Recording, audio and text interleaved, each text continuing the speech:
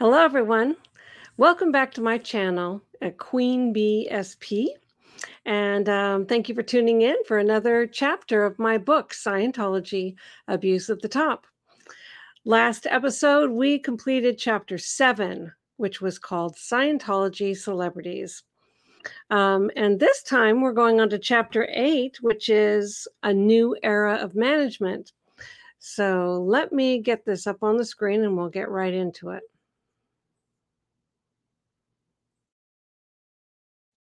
There it is, A New Era of Management. Chapter 8, A New Era of Management. Shelley Miscavige informed me that I was in the condition of power as WDC-CC. And again, to remind everyone, WDC is the Watchdog Committee and CC stands for Celebrity Center. So my job title was WDC-CC. So Shelley Miscavige informed me that I was in the condition of power as WCCC, which is the highest ethics condition attainable in the church. She said she wanted me to transfer positions so as to build every Scientology organization the same way that Celebrity Center International was built. Okay. Did I tell you, when she told me that? Shelley told me that I was in a condition of power when we were at a Celebrity Center gala event. David Miscavige was supposed to speak at that event, and he was upset about the speech that was written for him by Ronnie Miscavige, his brother, but I was responsible for seeing that it was a good speech. So he came over and grabbed me around the neck and throttled me and told me that the next time he has to do a speech at Celebrity Center, he was going to send me to the RPF. And if you don't know what that is, by this time in my book, since I've been there so many times, the RPF is the Rehabilitation Project Force. So he wanted to send me to the Rehabilitation Project Force if he had to do another speech at Celebrity Center. So that was also said in front of all the people that I was over, like the local people. So it was really nasty. About a half hour after that, Shelley Miscavige pulled me aside and told me how I was in a condition of power on my post. She was in that other conversation, so I guess she didn't take her husband very seriously. So at that point, it says, I ended up taking on several sectors while continuing to hold the WCCC position. I can't even say it, and I held it for a decade. So here we go. I ended up taking on several sectors while continuing to hold the WDC-CC position. I was additionally made responsible for all Sea Org service organizations, plus another 170 lower-level non-Sea Org churches. My name tag I wore stated WDC, SO, SCN, CC, as I was responsible for all Sea Org service organizations, which is SO, all Scientology churches, which is SCN, and every Celebrity Center internationally, CC. I was also appointed as the Deputy Commanding Officer of the Commodore's Messenger Org International and Command Channel's Evolution in charge. This last assignment would prove to be more than a full-time undertaking and would consume almost 100% of my attention, as well as the attention of most of the top church executives throughout the entirety of 1995. Okay. If I didn't think I lacked sleep before this, boy, I didn't see my pillow in a long time. I'll never forget the day it was discovered that the largest and fastest growing Scientology church in the world had actually been falsifying their statistics to management for years. This was the church in Hamburg, Germany, the organization that David Miscavige personally inspected and awarded with an RTC pass on its Standards of Excellence, which is a prestigious award that organizations strive to obtain by meeting very stiff qualification requirements. The false reports were discovered when its executive director, Vibke Hansen, was put in for a confessional because she was supposedly acting in a suspicious manner when she came to Clearwater in early 1995 for yet another expansion award. Upon learning this information, Miscavige gave Vipka the choice of either being expelled from the Church of Scientology in disgrace, or she was to instantly join the Sea Org and report directly to the Rehabilitation Project Force at the Int base. Good choice to make here. Vipka chose the RPF, and without even returning to Germany to inform her family or retrieve any of her belongings, Vipka was routed onto the RPF out at Happy Valley. Miscavige told Mark Yeager, who was with him in Clearwater at the time, that Yeager himself was to go to Hamburg and take over that organization as its executive director until he was replaced by another Sea Org command team. Yeager's marching orders were to make the stats good. In other words, whatever statistics were falsely reported had to be achieved in reality. Since the statistics were so severely inflated, this was going to take some doing. I remember he went with a huge command team that was put together of personnel from the Int base, executives from the Int base. I heard Miscavige say he was sending Yeager into the middle of Germany as his punishment for failing to detect and handle the false reports earlier. Miscavige laughed at the concept that Yeager might get his ass kicked there because he looked Jewish. It should be noted that there are several echelons below Yeager's position as WDC chairman that were responsible for Hamburg's management. Yeager went to Germany with a team of Int executives to handle the finance lines, registration, income, and public relations and legal matters, OSA. Meanwhile, a team of Sea Org executives was being put together so Yeager and company could eventually return to Int. While Yeager was in Germany, Miscavige had the top executives of CMO Int engage in a project to put trustworthy executives in charge of every command position in the world, people who were loyal to Miscavige, who would be briefed by him directly at Int. Concurrently, all of the command channels of the Scientology organization were to be reviewed and revised so as to streamline management from top to bottom. This evolution became my full-time occupation for the next several months. Every personnel appointment had to be approved by Miscavige. Every diagram, chart, and issue on the command channels had to be authorized by Miscavige. Hours upon hours of meetings took place on this with all of the top executives of the church. It took several months with back and forth submissions, reams of rejects, heated conversations, and berating for not getting it right, requiring Miscavige to bypass and write the issue himself. All told, there ended up being around a dozen binders of issues for each echelon of management covering the new overall structure of the church, with detailed explanations of every line and function to be performed. Concurrently, a total of 87 people had been selected and approved to become part of the new command teams for every continent. I had gotten them all through security clearance checks to arrive to the Int base, and they were all kept together in one location. They were formed into their continental teams, and they trained on the new issues as they were completed and released. I mean, come on. 87 people.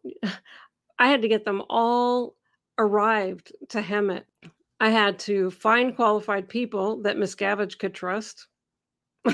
I had to verify the qualifications, get them through security clearances, get them approved by Miscavige. He threw a few of these back at us, by the way, some of our submissions that he didn't like. And then get the people replaced on whatever they were doing currently and arrived into training. And it's 87 people. And of course, everything in Scientology has to be done right this second, now. So we, really didn't sleep. And I was in charge of this mess. Miscavige informed me that I too would be sent out with the rest of the command teams to implement this new era of management. I was to become the commanding officer of the CMO Int Extension Unit in Los Angeles.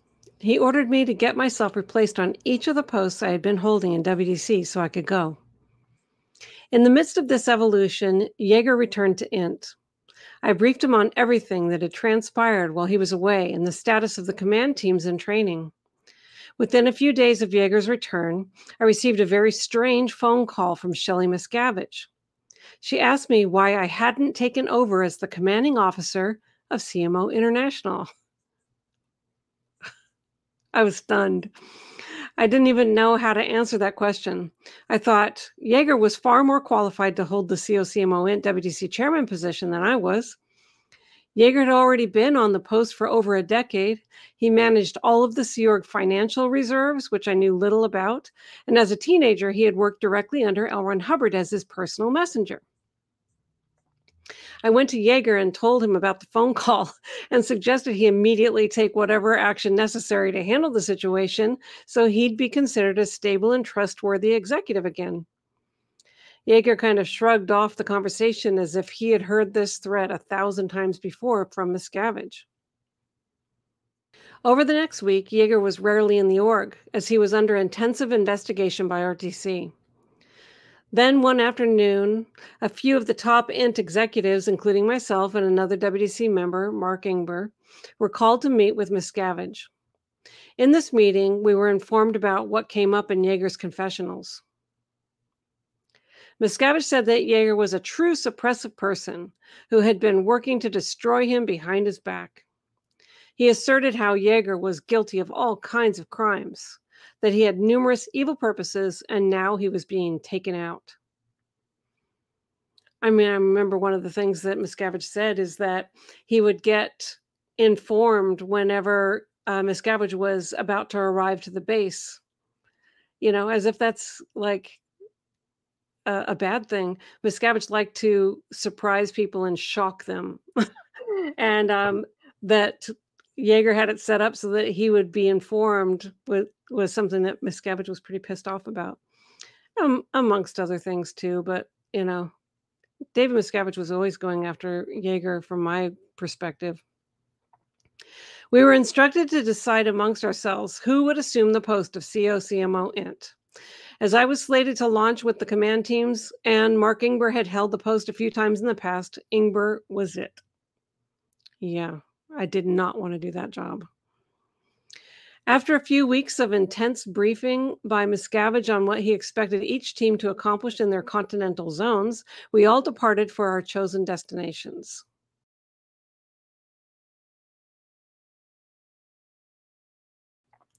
My team went to Los Angeles. I became the commanding officer of the CMO Int Extension Unit, CMO IXU, responsible for executing CMO Int WDC chairman's orders there. I arrived with the commanding officer of the Flag Bureau and several other management executives. Upon our arrival, we immediately began the reorganization of that echelon. Our first assignment was to implement the new organization chart and postings. However, the moment we had this all in place and began drilling the crew on their new functions, cross orders came down from Miscavige. Dave Miscavige had come up with a new and improved way to train Scientologists, and we were to activate every staff member in the building to prepare the materials for release in every major language by May 9th, 1996. This was a major evolution. We spent the next month barely sleeping. To get the materials completed on time, we turned a large building on Hollywood Boulevard into a central translations unit, imported people from every continent, and set up 24-hour shifts of translators, proofreaders, and printers. It was a madhouse. We pulled every available person in management for this evolution, except a small crew to cook and hold the fort.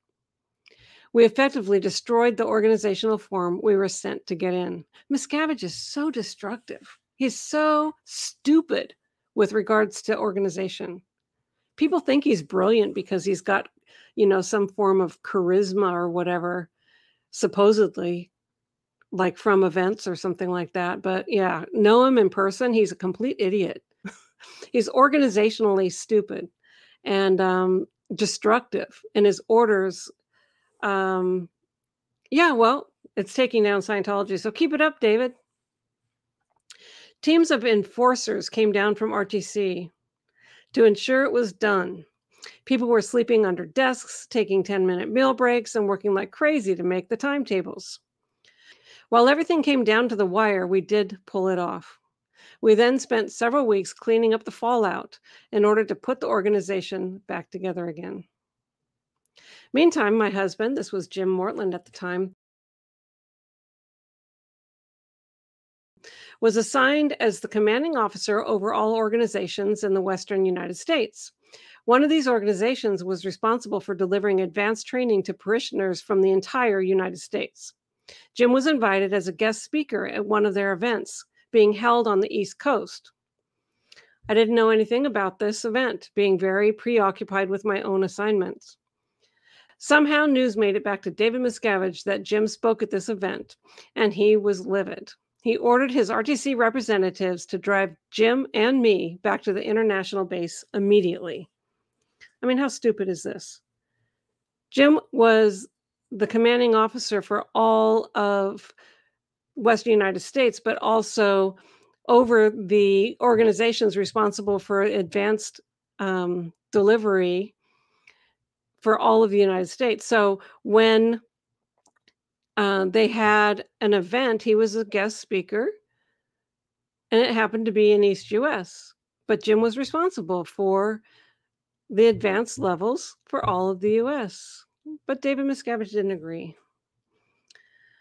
As soon as we arrived, Jim was escorted away by RTC, and I was made to sit there for 3 days, writing up my crimes with David Miscavige's errant boy, Greg Wilhair, collecting up the pages as I completed them. Greg Wilhair is definitely David Miscavige's errand boy, and he also would enforce his orders, which you'll see later, some of the crappy things that he did. Anyway, I have no sympathy for him. I didn't have anything to write, so just jotted down anything I had ever told in a confessional in my life. Miscavige came down to see me and asked if I realized how much trouble I was in. I said, yes, sir, even though I had no clue why I'd be in trouble and couldn't even see what Jim had done wrong. Miscavige shook his head and said, no, you don't. He ordered that I be put into deck clothes, placed under guard, and taken out to the swamp area of the property for hard manual labor. I was kept there for 2 months. When you're out at this swamp area of the property, you know, they've got like this shack out there where you can take a shower, and they have these, you know, decrepit trailers with a few bunks put in it for people who are in big trouble to sleep in, you know, not as a permanent thing.